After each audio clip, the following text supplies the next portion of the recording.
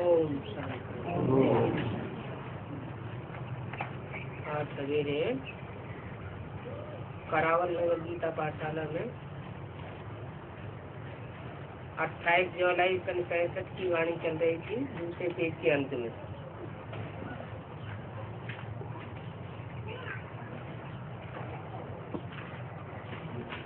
बात चल रही थी, नाम को याद करने से ही बाप द्वारा जीवन मुक्ति स्वर्ग का वर्षा मिलेगा।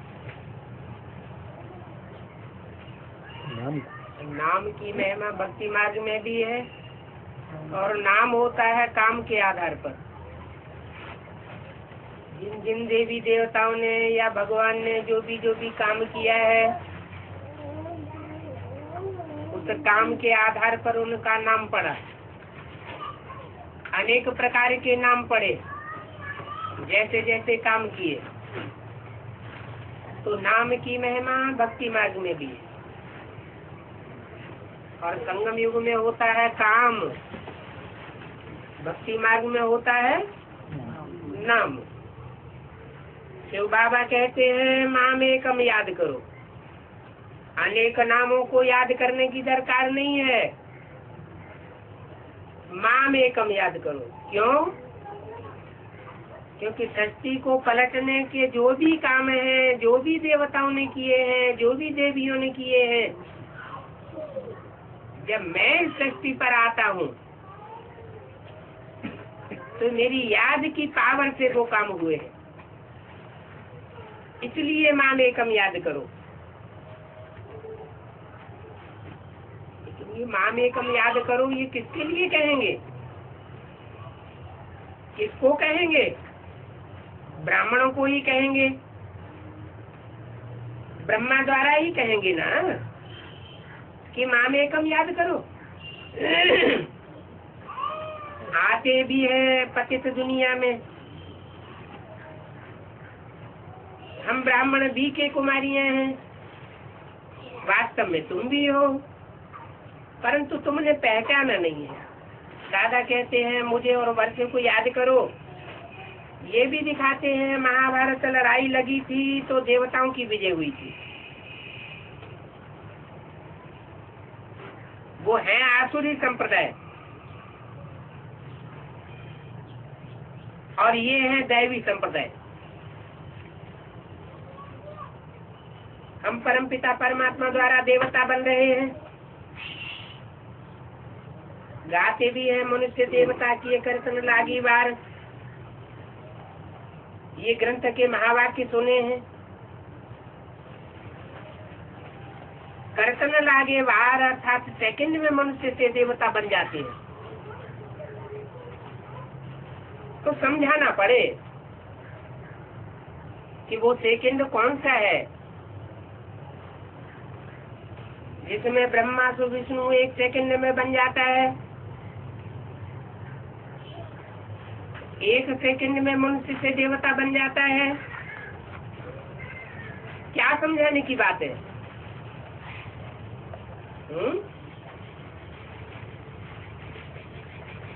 कोई समझाने की बात है? ये ज्ञान यज्ञ तो चल रहा है, सन 67-68 साल हो गए, सन 36 से चल रहा है, अभी तक भी वो एक सेकंड नहीं आया कि ब्रह्मा तो विष्णु बनता और ब्राह्मण तो देवता बनते। तो कौन से सेकंड का गायन हुआ? ब्रह्मा जरूर बड़ी माँ को ब्रह्मा कहा जाता है। माँ का जब तक उद्धार न हो, पूरे परिवार का उद्धार नहीं हो सकता। माँ की बुद्धि सबसे जास्ती परिवार में बट जाती है। परिवार का जितना कल्याण माँ चाहती है, उतना परिवार का कोई सदस्य नहीं चाहता।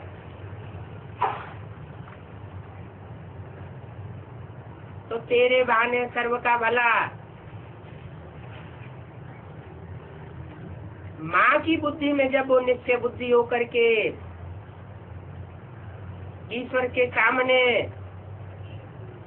आती है उसी क्षण भला हो जाता है। निश्चय बुद्धि बनने की ही कमाल है। निश्चय बुद्धि विजयते, विष्णु बन जाता है। और कोई धर्म में वर्ण नहीं है।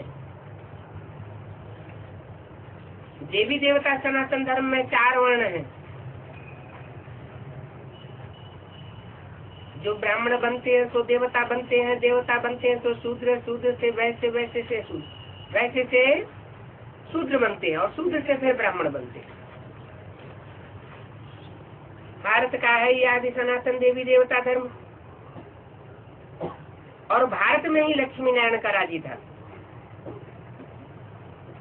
उस लक्ष्मी नारायण के राज्य को स्वर्ग कहते हैं।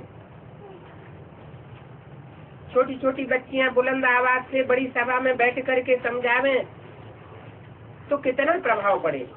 समझेंगे ज्ञान तो इनमें है और ये भगवान का रास्ता बताती है। निराकार परमात्मा ही कहते हैं आत्माएं माम एकम याद करो तो तुम्हारे विकर्म विनाश हो जाएंगे। कौन कहते हैं माम एकम याद करो?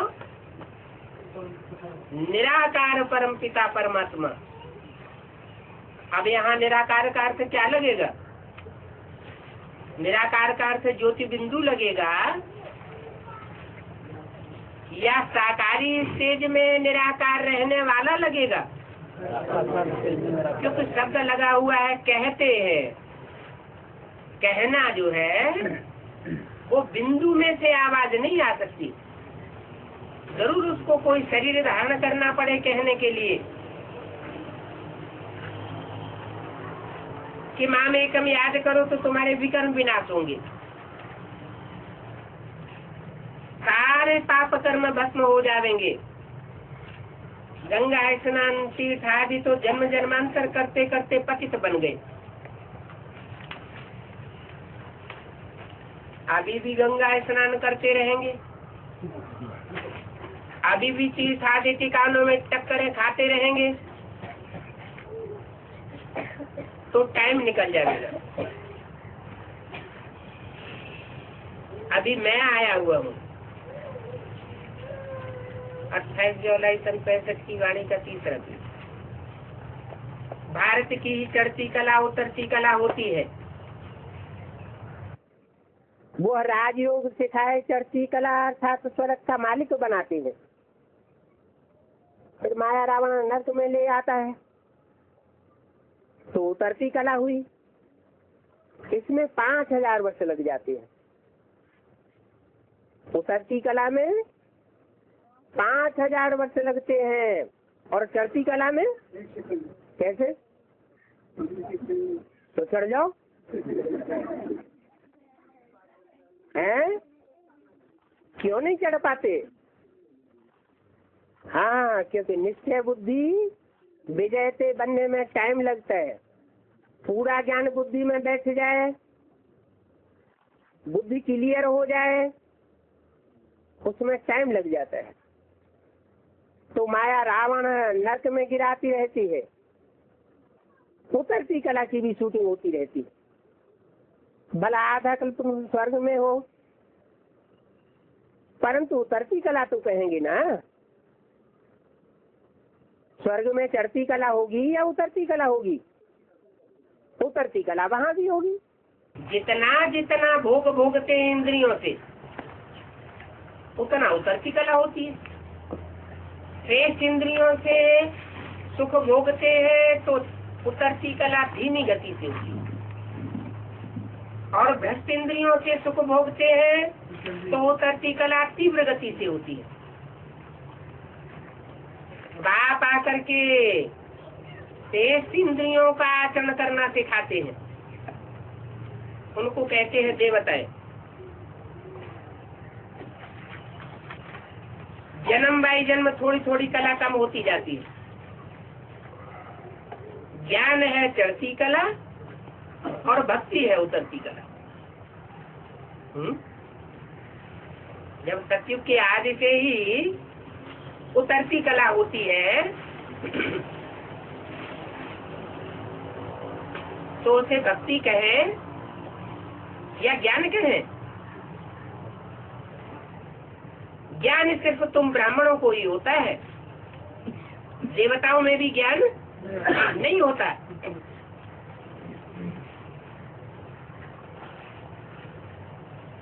कहते भी हैं भक्ति के बाद ही भगवान मिलेगा, तो भगवान ज्ञान देंगे। वो भगवान ही ज्ञान का सागर है। ज्ञानंजन सतगुरु दिया अज्ञान अंधेर विनाश। और सतगुरु तो एक परम पिता परमात्मा ही है। महिमा सतगुरु की है न कि गुरुओं की है। गुरु लोग तो ढेर के ढेर है, और सतगुरु अकाल मूर्त तो एक ही गाया हुआ है।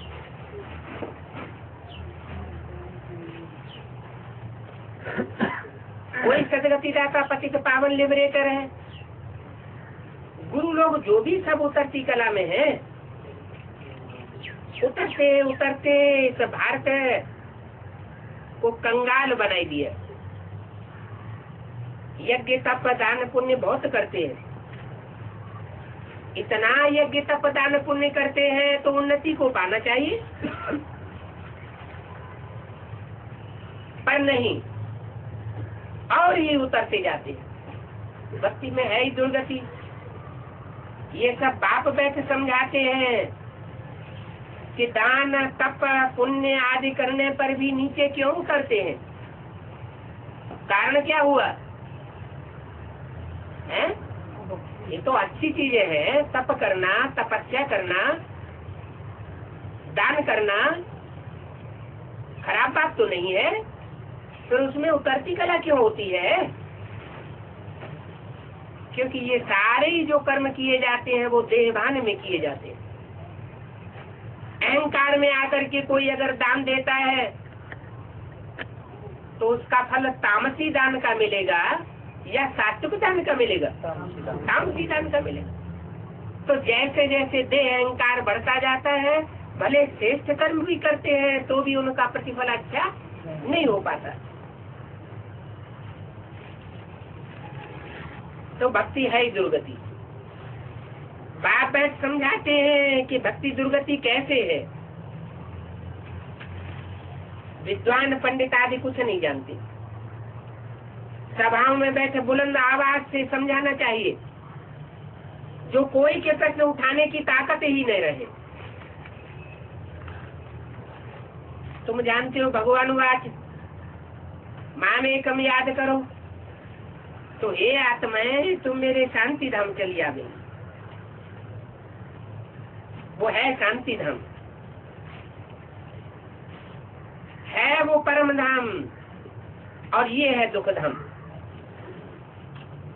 क्या इतना भी इतनी बात भी नहीं समझते हो? देखो विद्वान पंडितों आदि की कैसी दुर्गति हुई। दुर्गति सदगति किसको कहा जाता है ये भी नहीं जानते। वास्तव में भक्ति है दुर्गति। भारत कौड़ी से लुबन पड़ा है।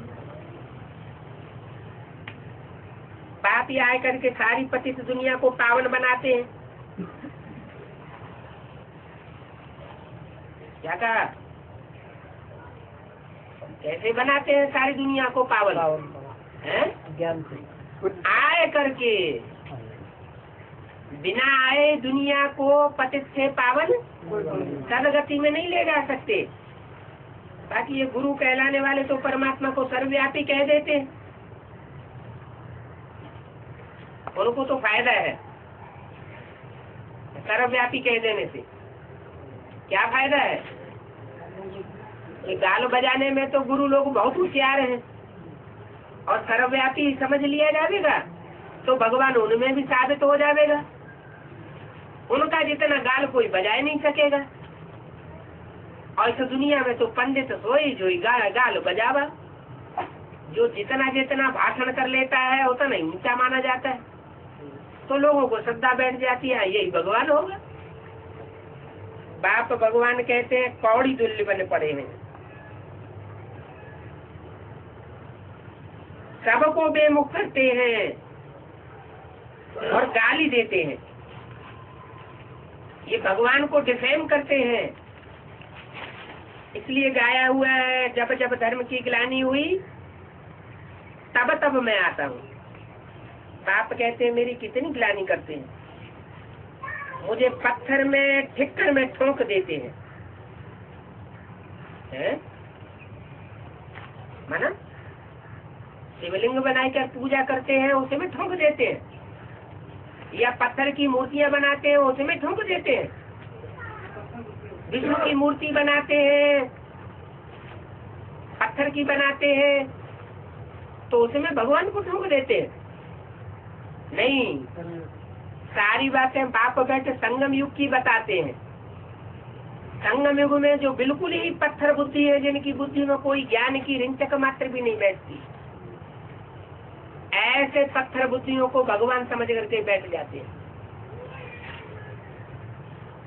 ठिक्कर बुद्धियों में ठोक देते हैं, जैसे मिट्टी का ठेला, थोड़ी सी ठोकर लगती है और टूट जाता है, तो ऐसे अनिश्चय बुद्धियों को भी भगवान समझ करके बैठ जाते हैं।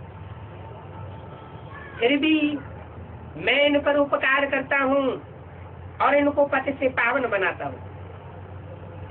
सब भ्रष्टाचारियों को स्वेच्छाचारी एक बाप ही बनावेगा। बेहद का वर्षा देने वाला बेहद का बाप ही है, बेहद का दुख देने वाला एक रावण है। सर अनेक हैं लेकिन रावण ही वो है बड़ा दुश्मन। उनको कोई नहीं जानते कि रावण पतित राज्य क्यों कहा जाता है। ये 5 विकार रूपी रावण है, जिसका चित्र 10 शीश का बनाया हुआ है। ये बात विद्वान पंडित आदि नहीं जानते। अभी बाप ने तुमको सारा राज समझाया है क्या, कि रावण के जो 10 सिर हैं वो 5 विकार पुरुष रूप में दिखाए गए हैं। माया के 5 विकार दिखाए जाते हैं, काम क्रोध लोभ मोह अहंकार,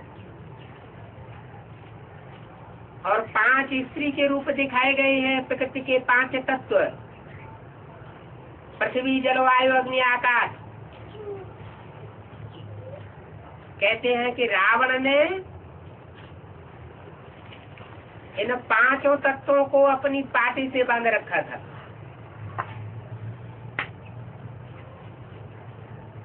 सारी प्रकृति कुदरत रावण के कंट्रोल में आ जाती है। वो तो जड़ प्रकृति है। जैसे सूरज चांद सितारे हमारे चैतन्य हैं, हमारी बुद्धि में बैठा हुआ है कि हम सूरज चांद सितारे के मानिंद हैं, आत्मा है। ऐसे ही जो 5 तत्व हैं वो भी सजीव भी है तो निर्जीव भी है। बेहद में है सजीव आत्माएं जो सुखदायी भी बनती हैं सत्युग त्रेता में 5 तत्वों के रूप में, और द्वापर कलयुग में रावण के कंट्रोल में आने के कारण दुखदायी भी बनती है। अभी वो 5 तत्व कुदरत के 5 ही रूप दुखदायी बन चुके हैं, क्योंकि रावण के कंट्रोल में है। तो ये 10 सिरों वाला चित्र है रावण का। अभी बाप ने तुमको सारा राज समझाया है। राम राज्य कब से कब तक चलता है, ये बेहद की इसकी जोग्राफी है। रावण है बेहद का दुश्मन भारत का। उसने हमारी कितनी दुर्गति की है। आसुरी विकारी है ना। भ्रष्टाचारी क्यों कहा जाता है? भ्रष्टाचारी इसलिए कहा जाता है कि भ्रष्ट आचरण करने से पैदा होते हैं, मूठ पलिती बनते हैं, भ्रष्ट इंद्रियों के आचरण से नीचे गिरते हैं। तन से भी शक्ति क्षीण होती है, मन की भी शक्ति क्षीण होती है, समय भी बर्बाद जाता है और फायदा कुछ भी नहीं होता। तो उसको कहा जाता है विकृति, विकार। कार माना कार्य और वि माना विपरीत। जो कार्य नहीं करना चाहिए उस कार्य के विपरीत कार्य। जो श्रीमत कहती है वो कार्य है सुकृत, पुण्य कर्म, और जो श्रीमत के विपरीत कर्म किया जाता है वो है विकार। भारत ही पवित्र है बंथा। इस बात को तुम बच्चे भूल गए हो।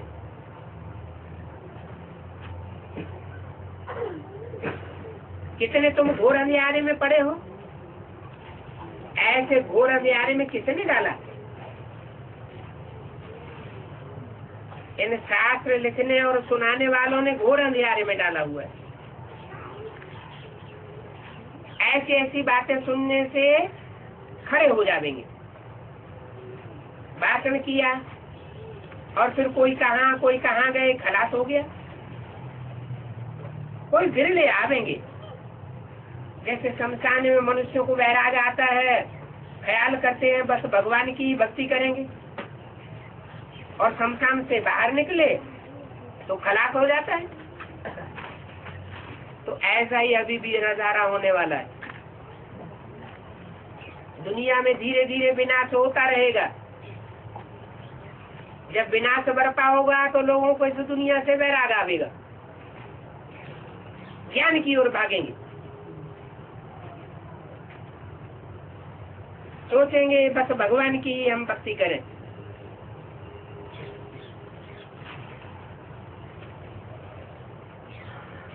अभी तो शमशान घाट से बाहर आते हैं तो बाहर आते ही भाजी, तरकारी, मछली पल्ला में जाए खरीदने लग पड़ते हैं।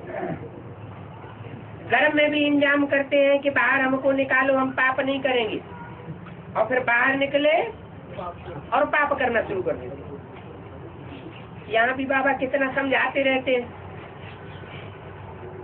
जैसे 63 जन्मों की रग पड़ी हुई है, इतना बाबा समझाते रहते हैं, कोई की बुद्धि में तो एक बात भी नहीं बैठती।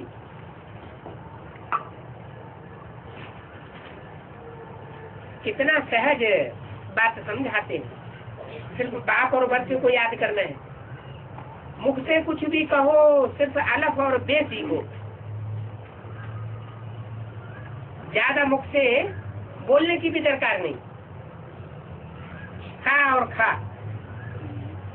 बस। परम पिता परमात्मा ये सारी सृष्टि का पिता है, उनको याद करो।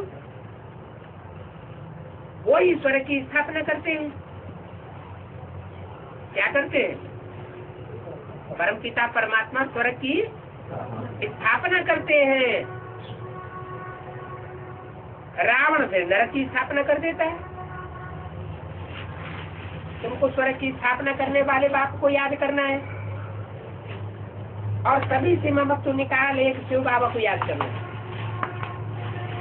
बल घर के व्यवहार में रहो। बल क्यों लगा दिया है? रहना पड़ता है। भले घर ग्रस्त व्यवहार में रहो, बल क्यों लगा दिया है? बल न लगाए तो नहीं चलेगा। माने कोई को घरगस्त व्यवहार से बाहर जाना छूट नहीं करता हो, क्योंकि लौकिक घरग्रस्त व्यवहार है। परमात्मा बाप जो इस सृष्टि पर आता है गृहस्थी बन करके, तो वो भी आता है, लेकिन वो उसे लौकिक नहीं कहेंगे। क्या कहेंगे? अलौकिक कहेंगे। तो यहाँ बाबा का इशारा है, तुम्हें अपना लौकिक अच्छा लगता है तो भले घरगस्त में रहो, मनाही नहीं है। क्या ये लौकिक को छोड़ छाड़ करके अलौकिक में आने वाले कौन बनते हैं? जिनको राजाई का वर्षा लेना है वो लौकिक को त्याग देते हैं। और जिनको राजाई का वर्षा नहीं लेना है, स्वर्ग में ही जाना है, स्वर्ग में जाकर के सुखी रहना है, तो लौकिक दुनिया को उनको छोड़ने की दरकार नहीं है। आराम से बैठ करके पुरुषार्थ करें, धन धन धाम स्वर्ग परिवार संभालें और बाबा को याद करें, जितना हो सके उतना करें। बहुत तकलीफ उठाने की दरकार नहीं है, स्वर्ग में तो आ ही जावेंगे। तो बोला घनिष्ठ व्यवहार में रहो, और कहा शादी आदि पर भी जाओ। माने जो सरेंडर्ड वर्ग है, जिन्होंने घर घाट छोड़ा हुआ है, उनको तो नहीं कहते होंगे कि शादी आदि में जाओ, कि शादी आदि में जाने की छुट्टी देते हैं, नहीं देते। तो कहा भले गृहस्थ व्यवहार में रहो, शादी आदि में जाओ, जब फुर्सत मिले तो बाप को याद करो। कोई बहुत कंपल्सन नहीं है, बुद्धि से बाप को याद करते रहो। ऐसे थोड़े ही कि कन्या कहाँ शादी पर जावेगी नहीं, बैठकों में जावेगी तो किसके साथ सगाई की हुई है उनको भूल जाएगी। बैठकों आदि में जाने की बाबा मनाही इसलिए करते हैं कि कच्चे कच्चे का माथा खराब न हो जाए। अच्छा, घरगृहस्थ में रहने वाले पक्के पक्के हो गए, कच्चे कौन कहेंगे और पक्के कौन कहेंगे? पक्के वो जो कभी भी अनित्य बुद्धि न बने, और कच्चे वो जो थोड़े में किसी के संग के रंग में आवे और कन्वर्ट हो जावे। तो कच्चे कच्चे का माथा खराब नहीं होना चाहिए। बैठकों को देखते हुए भी तुम्हारी किसके साथ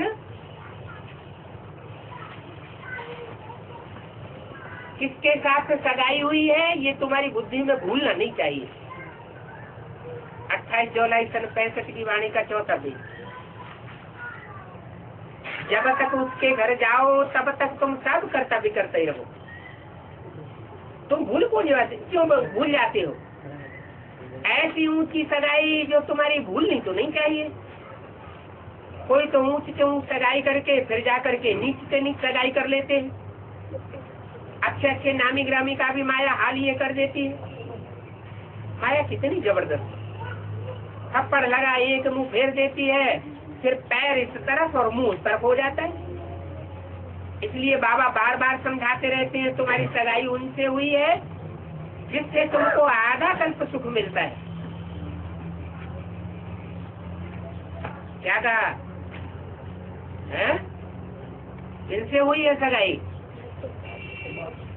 वो तो बाप से हुई है जिनसे तुम्हें आधा कल्प सुख मिलता है। आधा कल्प सुख मिलता है,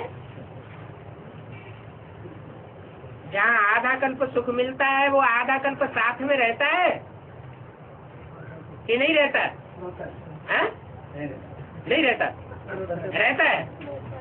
अरे आधे कहते रहता है, आधे कहते नहीं रहता है। रहता है।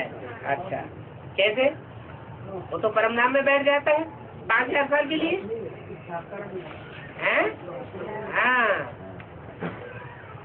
बोला है सृष्टि में सदा कायम कोई चीज है नहीं, सदा कायम एक शिव बाबा है। तो रहता है ना। सच्ची सच्ची पक्की सगाई करो। अंदर यही चलता होगा। ऐसे शादी करेंगे, फिर पति के साथ जाएंगे, यह करेंगे, स्कूल में पढ़ते हैं समझते हैं, पढ़ करके बैरिस्टर बनूंगा, यह करूंगा। अगर पढ़ाई छोड़ दी तो फिर खत्म हो जाता है। तो ये साधन जो 21 जन्मों का सुख देता है उनको तो भूलना नहीं चाहिए। हाँ, अभी दुख तो सहन करना है, क्योंकि तुम वनवास में बैठे हो, और तुम जो जहाँ बैठे हो वो तुम्हारे ही अपने किए हुए कर्म है। तो यहाँ वनवास में बैठे हो, अगर अपने किए हुए कर्म न हो तो हमको यहाँ भी कोई दुख नहीं दे सकता। तो सच्ची सच्ची पक्की पक्की सगाई करो।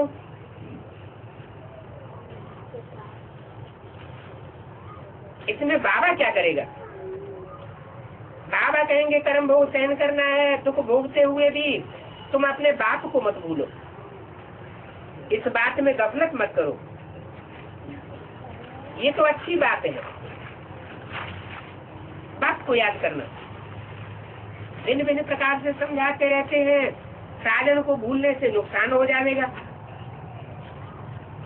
तुम साक्षी हो, देखते रहो, याद बाबा को करते रहो। हमको तो जाना है अपने घर, ये पुरानी दुनिया का खेल देख रहे हैं, अभी हमको जाना है। अवस्था बड़ी अच्छी चाहिए। कोई विलायत जाने के लिए बाबा से पूछते हैं, बाबा हम विलायत जावे? मैं कहता हूँ भले साक्षी होकर के पुरानी दुनिया को देख करके आओ। यहाँ भी बल लगा दिया क्या? एक तो जाओ बल दुनिया में, और साक्षी होकर के जाओ। साक्षी होकर के पुरानी दुनिया को देख करके आओ, बल माया का पंप देख करके आओ।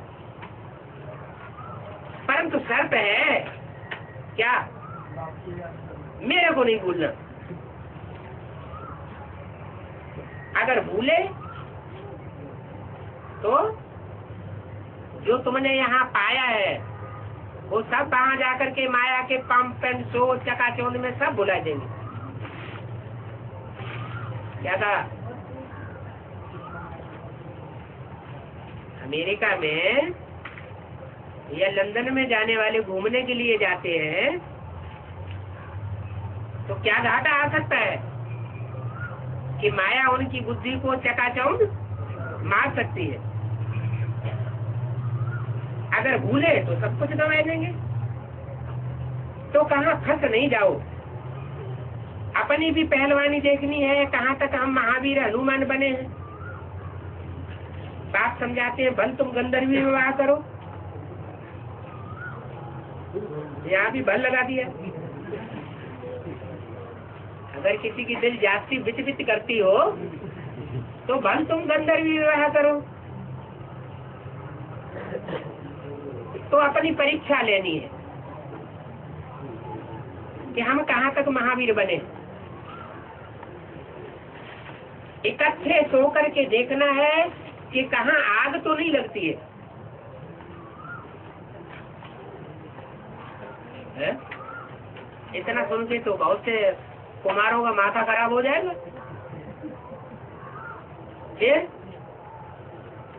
ऐसे क्यों बोल दिया? अपनी परीक्षा लेनी है, इकट्ठे सो करके देखना है कहाँ आग तो नहीं लगती है। अगर आग लगेगी तो भाग जाना।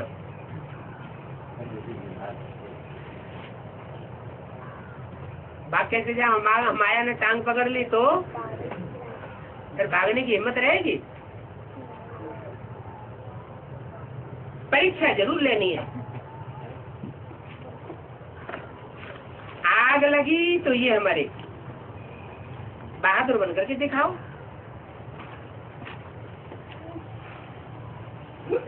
फिर कोई को भी कह सकते हो कि हम इकट्ठे रहते हैं, हम पवित्र रहते हैं। तो साक्षी होकर के अपन को देखना है। ये तो पुराना शरीर खत्म हो जाना है, हमको तो बाप से बादशाही लेनी है। हम अशरीरी है। कोई भी लालच में फंसना नहीं चाहिए।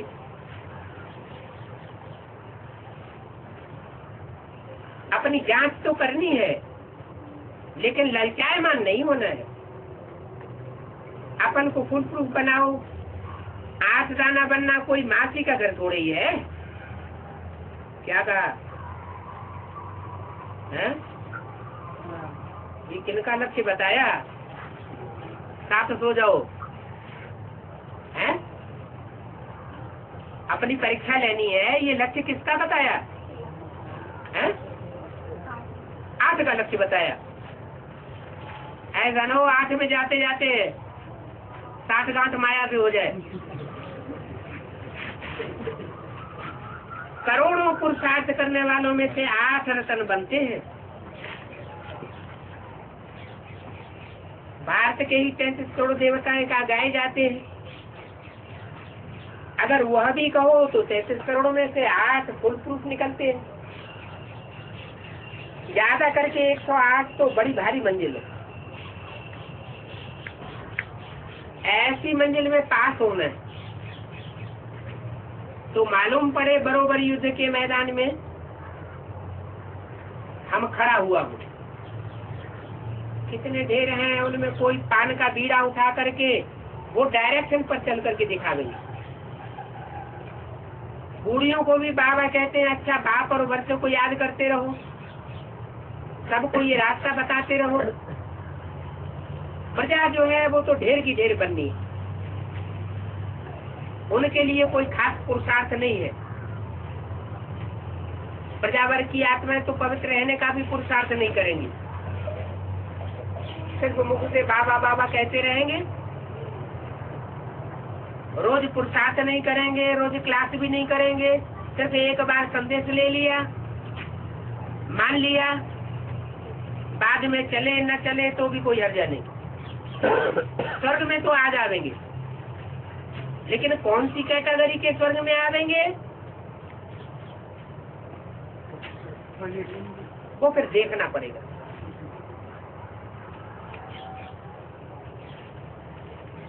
सबको ये रास्ता बताते रहो। प्रजा तो ढेर की ढेर बनी है। सतयुग में कोई एक राजा नहीं होता है।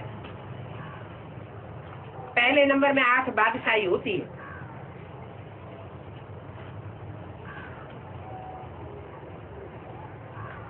सबसे ऊंच पद ये है। फिर है नंबर बार, तो मेहनत करके आगे आ जाओ। अच्छा इतनी मेहनत नहीं कर सकते तो पुरुषार्थ करके प्रजा में भी अच्छा पद पा सकते हो,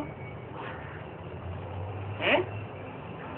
पुरुषार्थ करके प्रजा में अच्छा पद क्या होता है?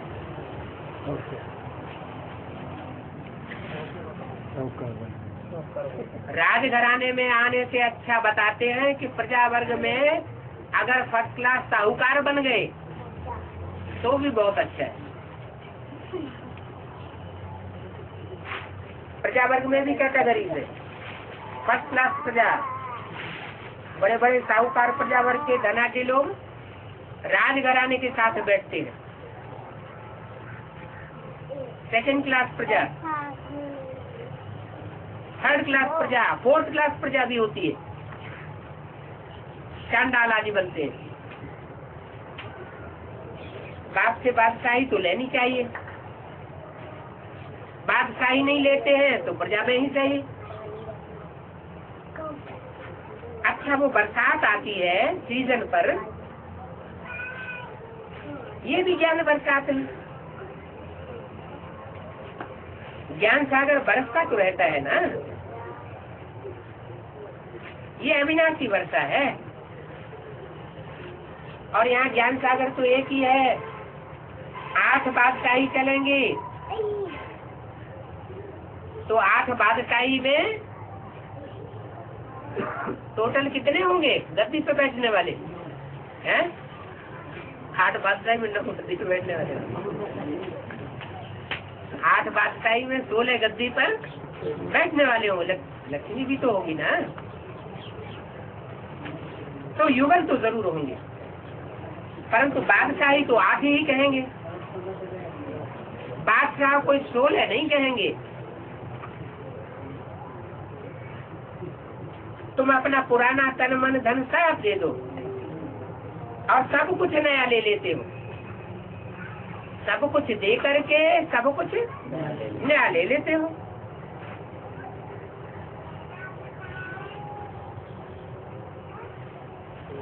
तुम्हारा सौदा नंबर 1 है। बाप को रत्नागर सौदागर भी कहा जाता है। रत्नागर क्यों? रत्नों का आगार, सौदागर, सौदा करने का आगार।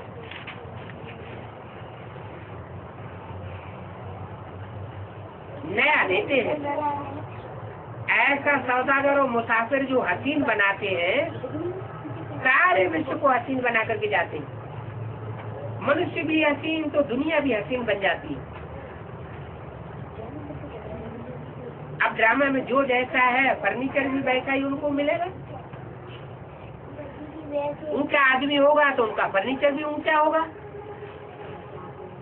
नीच घराने में उनको बैठने का स्थान भी ऐसा ही होगा। साहूकार के पास फर्नीचर सब ऊंचा होगा तो ऊंचे से ऊंचे देवताओं का फर्नीचर भी बहुत ऊंचा होता होगा ना। आगे चल करके तुम सब साक्षात्कार करते रहेंगे, तुमको बहुत खुशी होती जाएगी। बाप कहते हैं बच्चे जीते रहो। 68 साल से तो जीते चले आ रहे हैं, अभी और कितने साल जीना है? कब साक्षात्कार होंगे? बहुत खुशी होती रहेगी। साक्षात्कार को तो भक्ति मार्ग बताई दिया है, उसमें खुश रहना है। साक्षात्कार भी दो प्रकार के होते हैं। एक होता है बंद आंखों का साक्षात्कार जो भक्ति मार्ग में होता रहा, और दूसरा होता है दिव्य बुद्धि का साक्षात्कार। दिव्य बुद्धि का साक्षात्कार ज्ञानी को आत्माओं को होता है। तो उसी साक्षात्कार की बात यहाँ कही कि तुम बच्चों को बहुत साक्षात्कार होते रहेंगे, अंदर अंदर खुशियों में झूमते रहेंगे, खुशी होती रहेगी। बाप कहते हैं बच्चे अभी जीते रहो। क्या निश्चय बुद्धि हो तो जैसे जीते हो, अनिश्चय आता रहता है तो जैसे बीच बीच में मर जाते हो। अनिश्चय किस किस बात पे आता है? अनिश्चय आने की कौन कौन सी बातें हैं? 3 बातें हैं। कौन सी? एक तो बाप में अनिश्चय आता है, दूसरा ड्रामा में अनिश्चय आता है, और तीसरा अपने आप के पार्ट में अनिश्चय आता है। आत्मा का अनिश्चय, परमात्मा बाप का अनिश्चय और ड्रामा का अनिश्चय। उसको ज्ञान का अनिश्चय भी कहें। तो बाप कहते हैं बच्चे जीते रहो, माया का न बन जाओ, और हमको कभी फारकती नहीं दे देना। अच्छा, माता पिता का याद करो, गुड मॉर्निंग। रूहानी बाप की रूहानी बच्चों को नमस्ते। एक संदेश और है।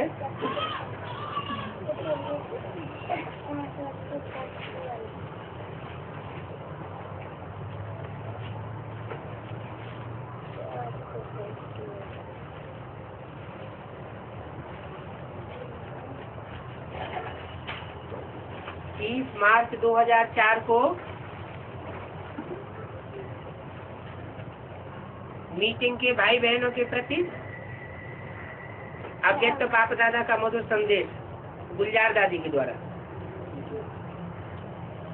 आज बाप दादा के पास सर्व मीटिंग के साथियों की और विशेष हमारी दादियों की याद प्यार लेते हुए पहुंची, तो क्या देखा कि आज बाप दादा बहुत बिजी थे।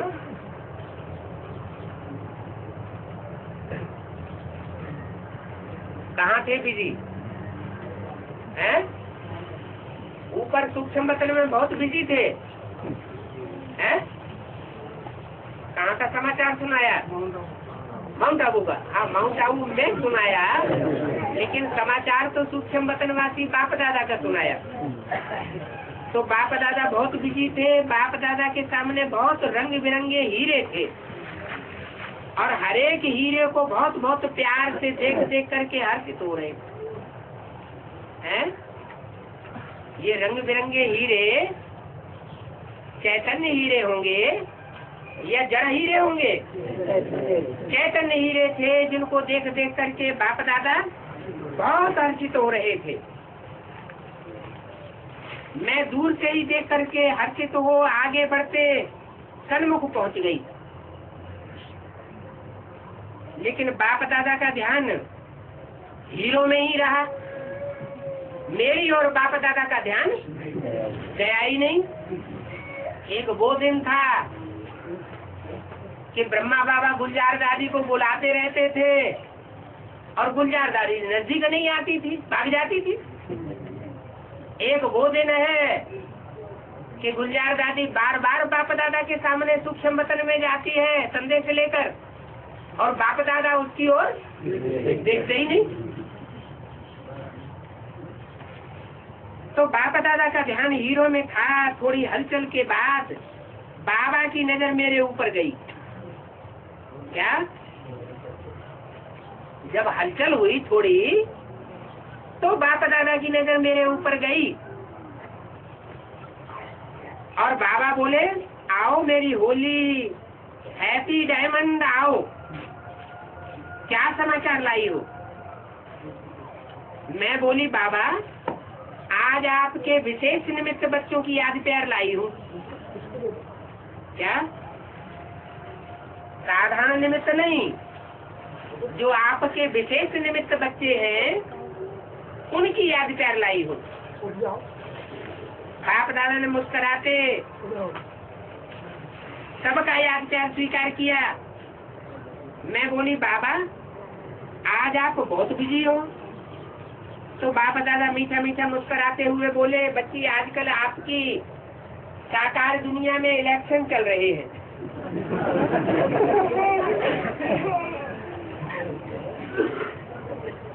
आपकी साकार दुनिया में इलेक्शन चल रहे हैं ना, तो बाप दादा भी आज सिलेक्शन कर रहे हैं कि मेरे लाडले हीरे बच्चे कैसे कैसे बच्चे हैं जो सिलेक्शन में आने वाले हैं। मैं बोली, बाबा आप क्या देख रहे हैं? बाबा बोले, बच्ची हीरे तो सब है, लेकिन 3 प्रकार के रत्न देख रहे हैं।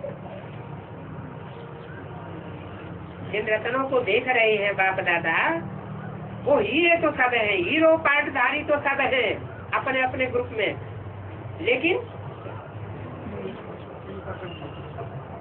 हाँ, लेकिन 3 प्रकार के रत्न देख रहे थे।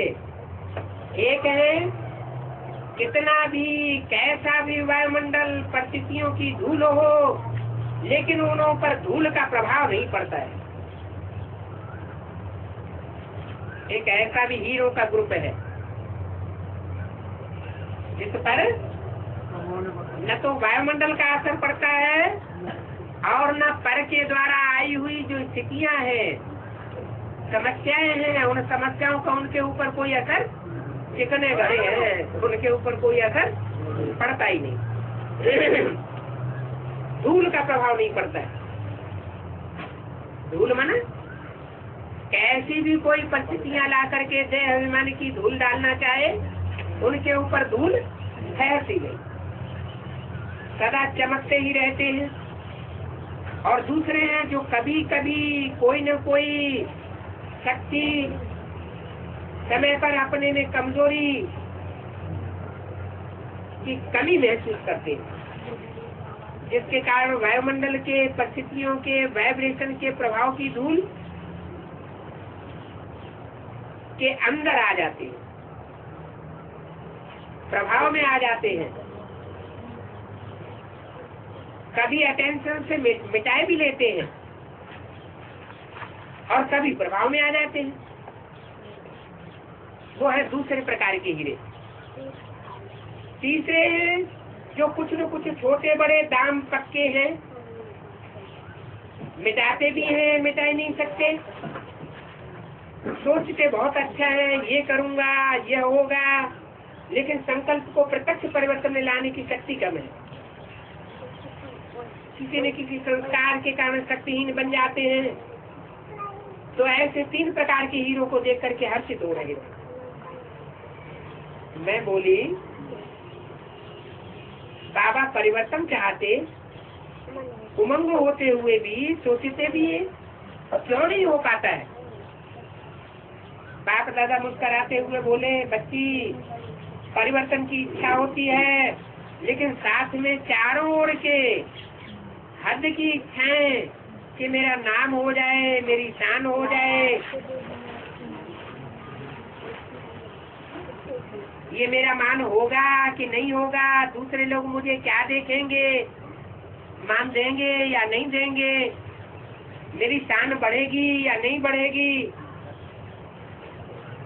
कहीं ऐसा तो नहीं हो जाएगा, कहीं वैसा तो नहीं हो जाएगा। ये व्यर्थ संकल्प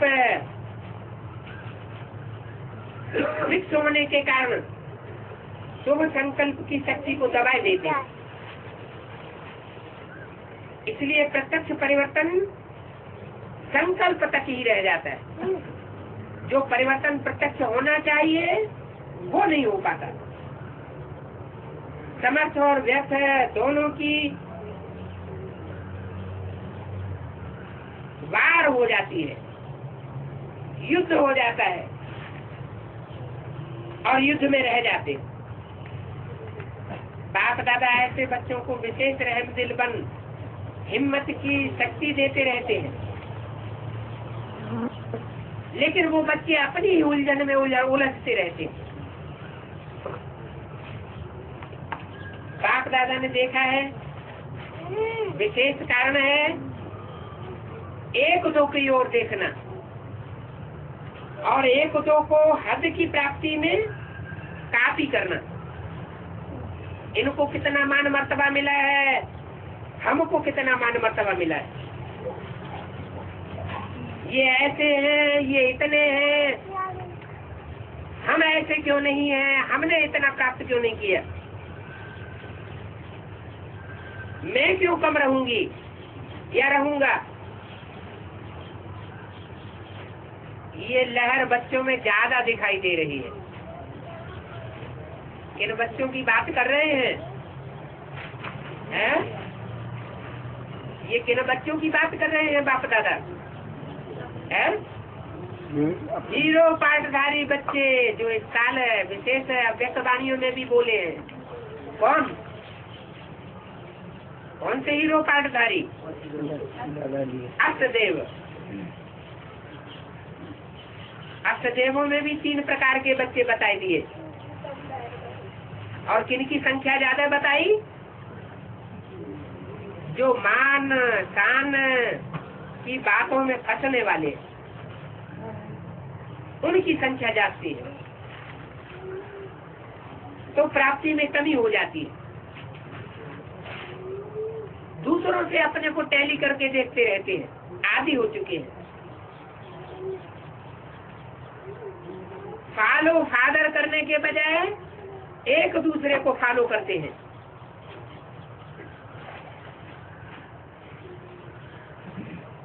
तो बुद्धि का कंसंट्रेशन जिसके ऊपर रहेगा वैसे ही तो बनेंगे।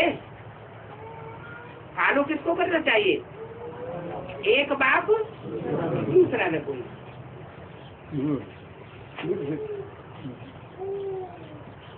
जैसे ब्रह्मा बाप सभी बच्चों की कमी भी जानते थे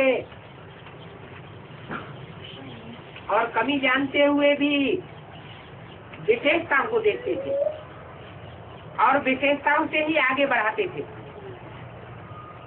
इस विधि से ही स्वपरिवर्तन सहज हो सकता है। नॉलेजफुल ज्यादा हो जाते हैं लेकिन पावरफुल वो परिवर्तन नहीं कर पाते। बाप दादा यही चाहते हैं कि अब समय प्रमाण स्व के ऊपर अटेंशन जरूरी है, वो रखना चाहिए। इसके बाद मैंने बोला, बाबा हमारी दादियों का यही संकल्प है कि इस वर्ष बाप दादा को अवश्य विश्व के आगे प्रत्यक्ष करना चाहिए। बाप दादा मुस्कुराते हुए बोले। क्यों मुस्कुराते हुए क्यों बोले? हैं? क्योंकि दीदी दादियाँ बिंदी बाबा को प्रत्यक्ष करना चाहती है। सूक्ष्म वतनवासी बाप दादा को संसार में प्रत्यक्ष करना चाहती है, और बाप दादा साकार में पाठ बजाने वाले निराकारी और आकारी बाप दादा को प्रत्यक्ष करना चाहते हैं। तो बाप दादा मुस्कुराते हुए बोले, आप मास्टर सर्वशक्तिवान बच्चों के संगठन के लिए ये कोई बड़ी बात नहीं है। इतना बड़ा संगठन दीदी दादियां लेकर के चल रही हैं, तो बाप दादा को प्रत्यक्ष करना कोई बड़ी बात नहीं है। लेकिन ये ध्यान रहे कि प्रत्यक्षता का पर्दा खुलेगा तो क्या अकेला बाप दादा प्रत्यक्ष होगा या बच्चों के साथ प्रत्यक्ष होगा? और वो बच्चे सारे हुजूम के हुजूम बच्चे होंगे या कोई छोटा सा परिवार होगा? जरूर छोटा सा परिवार होगा। पहले बाप दादा 8 बच्चों के साथ प्रत्यक्ष होता है, तो सर्व बच्चों को पहले स्वयं में संपन्नता की प्रत्यक्षता करनी होगी, तब बाप की प्रत्यक्षता होगी। बाप साथ में हो और बाप समान बच्चे भी चाहिए, तब प्रत्यक्षता का नगाड़ा बजेगा। हमारा बाप आ गया और हमारे पूर्वज आ गए। कौन हुए पूर्वज? हैं? सूर्यवंशी या इस्लाम बौद्धी वंशी या चंद्रवंशी? जरूर है। जो पूर्वज होंगे वो सूर्यवंशी होंगे, चंद्रवंशी भी उस लिस्ट में नहीं आ सकते। तो नगाड़ा बजेगा प्रत्यक्षता का कि हमारा बाप आ गया और हमारे पूर्वज आ गए। फिर मैंने दादी जी का सर्विस का संकल्प सुनाया कि हर एक विश्व की आत्मा को संदेश मिलना चाहिए, उलझना न रह जाए। बाबा बोले, ये तो बात बहुत अच्छी, ये सेवा तो करो, लेकिन साथ में 3 प्रकार की सेवा का लक्ष्य रखो। एक तो संदेश देना, दूसरा संबंध संपर्क वालों को और आगे बढ़ाना और तैयार करना, और तीसरा है संदेश वाहक आत्माओं को भी तैयार करना। क्या? किनको तैयार करना? जो संदेश वाहक, तो दूसरों संसार को संदेश देने वाली आत्माएं। संदेश देने से क्या बनते हैं? प्रजा बनती है। तो अभी तक बेसिक नॉलेज में क्या हुआ है?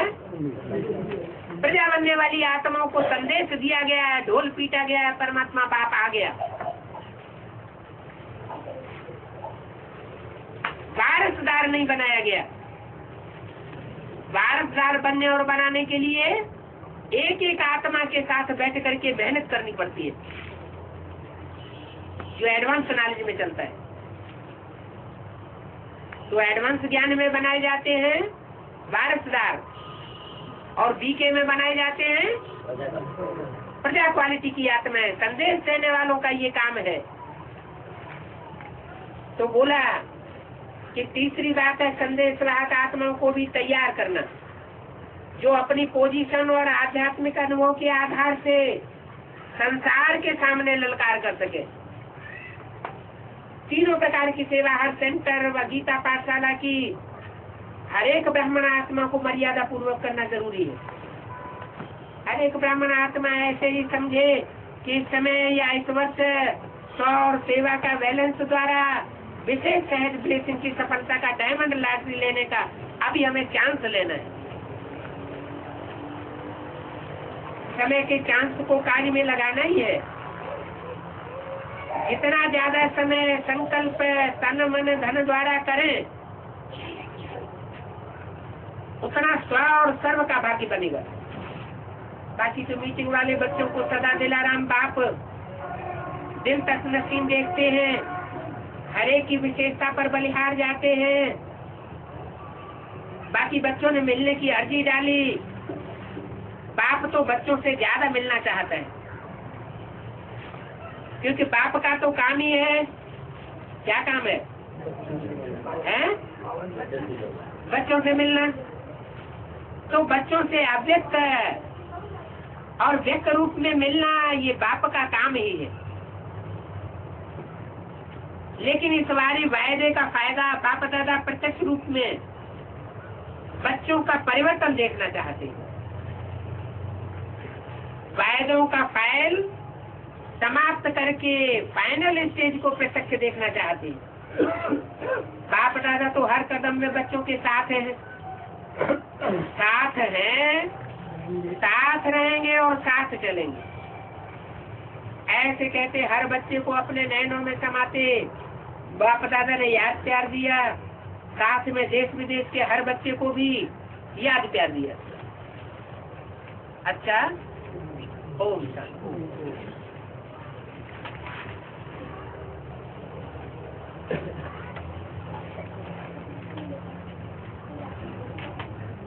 एक संदेश और है एक पेज का, है?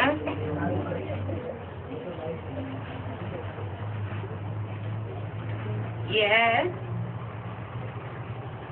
3 अप्रैल 2004 का संदेश गुलजार दादी के द्वारा। मीटिंग में आए बच्चों के प्रति। आज बाप दादा के पास आप सबका और दादियों का याद प्यार लेकर के गई तो सामने से ही देखा कि बाप दादा बहुत मधुर मुस्कान से स्नेह भरी शक्तिशाली दृष्टि दे रहे थे और बोले, आओ मेरे विश्व सेवा साथी गुरु भाई बच्चे आओ। कौन से बच्चों से बोले? गुरु भाई बच्चों से बोले। बाप दादा के भी गुरु भाई होंगे, हैं? नहीं? क्यों? क्यों? बाप दादा के गुरु भाई क्यों नहीं हो सकते? हैं? गुरु कौन है? और गुरु के भाई कौन है? आओ मेरे विश्व सेवा साथी गुरु भाई बच्चे आओ। सूक्ष्म वतन में संदेश लेकर के गई ना, तो सूक्ष्म वतन वासी ब्रह्मा के पास गई तो ब्रह्मा बाबा के तो गुरु भाई बच्चे हो सकते कि नहीं हो सकते? तो बोले, मैं तो सुन सुन करके स्नेह में समा गई। कुछ समय के बाद बाबा बोले, बच्ची आज क्या समाचार लाई हो? मैं बोली, बाबा आज तो सब जौन वर्ग बहुत उमंग उत्साह से चारों ओर की सेवा के प्लान बनाए रहे हैं। सबको दादियों सहित यही संकल्प है कि परमात्मा प्रत्यक्षता करनी है। बाप दादा ने मीठा मुस्कुराया।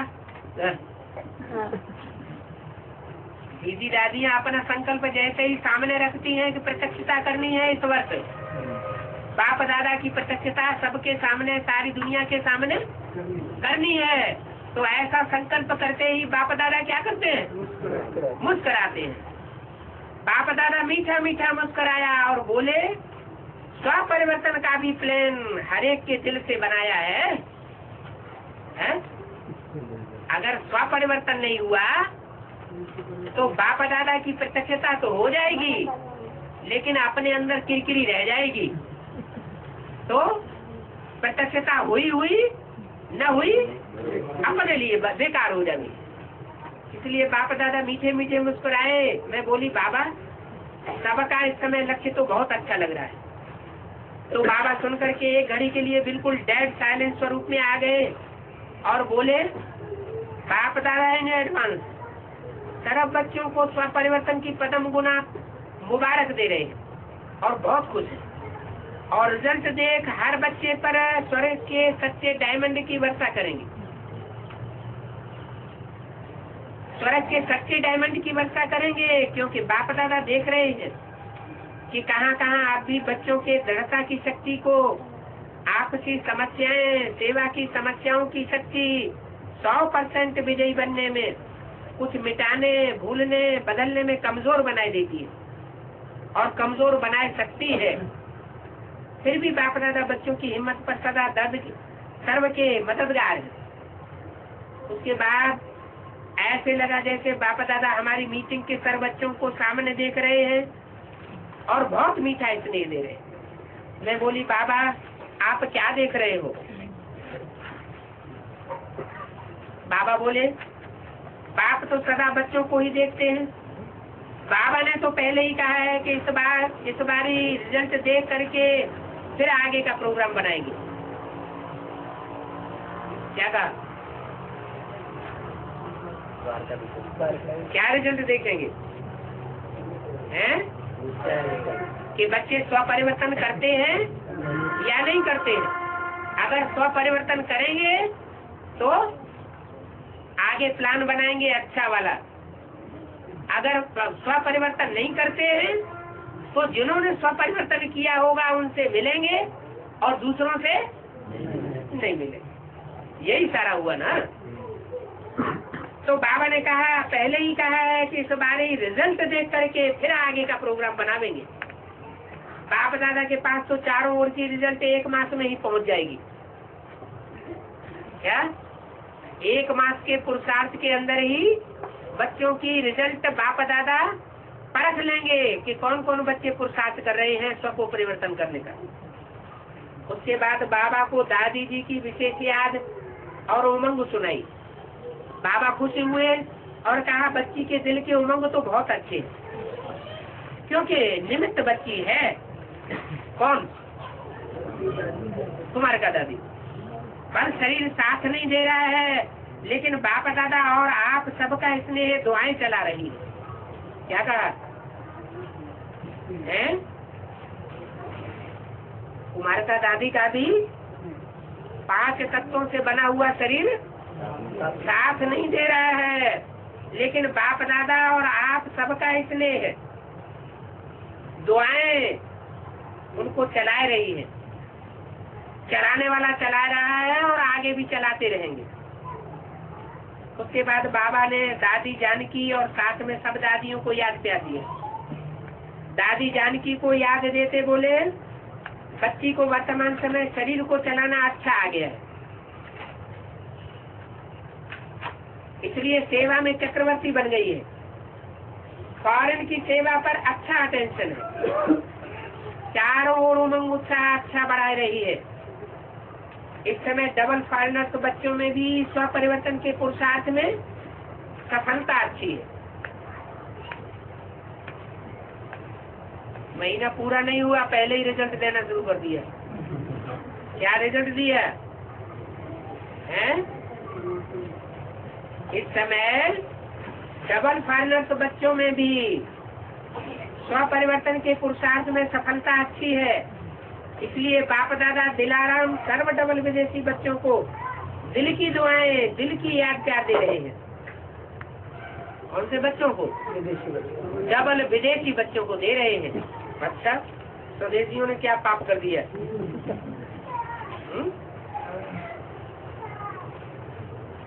तुम्हारी डबल विदेशी बच्चों को इतना क्यों उठा रहे हैं? क्यों? अष्टदेवों की जो खास प्रत्यक्षता वर्ष की बात कर रहे हैं और डबल विदेशी बच्चों का आवाहन जैसे कर रहे हैं, तो स्वदेशी बच्चों को भूल जाएंगे क्या? हैं? इससे साबित होता है कि जो भी 8 निकलने हैं वो डबल विदेशी बच्चे निकलने। आखिरी जन्मों में इस रावण राज्य से टकराते टकराते आखिरी जन्मों में 1-2 जन्मों में डबल विदेशी बन जाते। तो बोला दिल की याद प्यार और दुआएं डबल विदेशी बच्चों को दे रहे हैं। उसके बाद बाप दादा ने सब मीटिंग वाले और मधुबन की सर्व विधाओं के बच्चों को वतन में इमर्ज किया। सेकंड में ही सर्वार्ध चंद्रमा के रूप में बाप दादा के आसपास पहुंच गए। इसके आसपास पहुंच गए, अर्ध चंद्रमा के आसपास, संपूर्ण चंद्रमा के आसपास नहीं।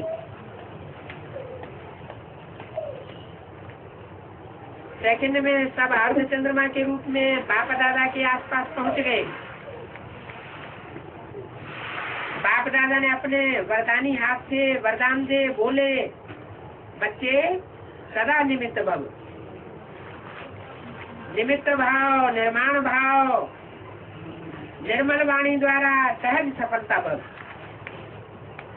और बाबा के साथ द्वारा हाथ द्वारा भिन्न भिन्न प्रकार की लाइट की किरणें निकल रही थी, जो सबके ऊपर छत्र छाया बन गई।